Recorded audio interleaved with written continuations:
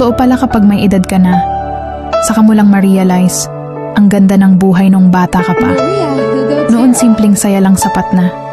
Laro sa labas, tawanan kasama ang mga kaibigan, at uwi sa bahay na pagod pero masaya. Wala pang mabibigat na problema, wala pang responsibilidad na kailangang buhatin araw-araw. Ang iniisip mo lang noon kung anong laro ang susunod at kung anong oras kakakain. Pero habang tumatanda tayo, saka natin naiintindihan na hindi pala madali ang buhay.